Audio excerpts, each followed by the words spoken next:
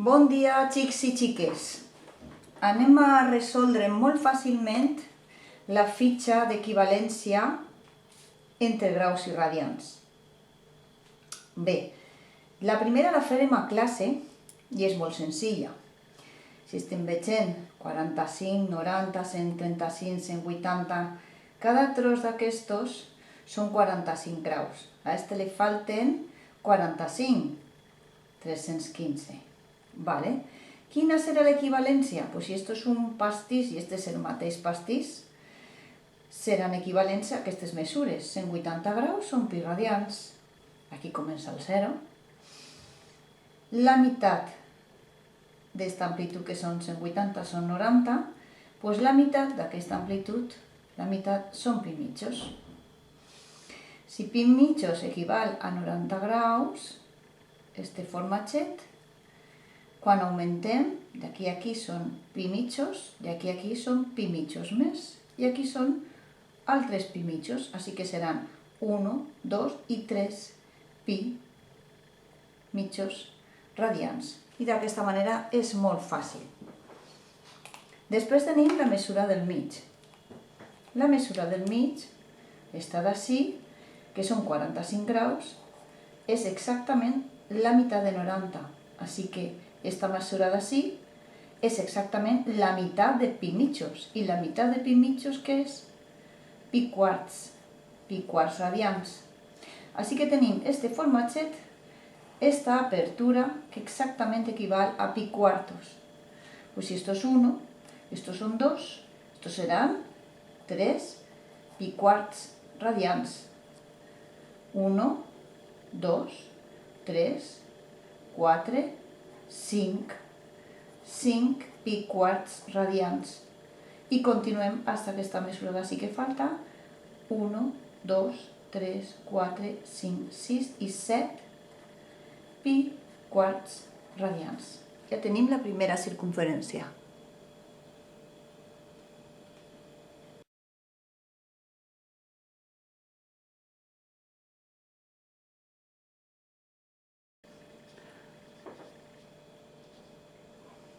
Anem a veure la segona circunferència, la de passar els angles 60 i els seus simètrics 120, 240 i 300. Són simètrics perquè aquesta apertura és la mateixa que aquesta apertura. Este formatget és el mateix que este formatget. D'acord? I este és el simètric respecte de l'origen i este és l'altre simètric. Es veu bé? Bueno, doncs tenim 60 i el simètric respecte de la vertical, 120, el simètric respecte de l'horitzontal, 240 i de nou el simètric respecte de la vertical, 300. Estos són els seus simètrics, d'acord? Bueno, doncs cal passar-los de nou a radians. Si este tros, este formatget són 60, adoneu-vos que tota la circunferència està dividida exactament en 6 trossos iguals. 1, 2, 3, 4, 5 i 6. Són 6 formatgets. Val? Bueno, si esta mesura, que és mitja circunferència, són exactament pi radians, que això ho sabem ja, 0 radians i pi radians. D'acord? Vale, si està dividida en 3 formatgets, esta mesura, 180, està dividida entre 3, per això dona 60. Així que esta mesura, que és pi, queda dividida en 3 formatgets. Este serà, per tant, un terç de pi, pi terços. Per la mateixa equivalència, si això són pi terços, si afegim aquesta altra mesura, pi terços i pi terços, esta mesura d'ací, este angle complet, serà 2 pi terços. Quan arribes al tercer, ja seran 3 pi terços, que és exactament pi, que és el que teníem. I així no podem continuar. 1 pi terç, 2 pi terços, 3 pi terços, 4 pi terços, 5 pi terços i 6 pi terços, que exactament són 2 pi radians, que és el mateix que 0. que és la circunferència sencera.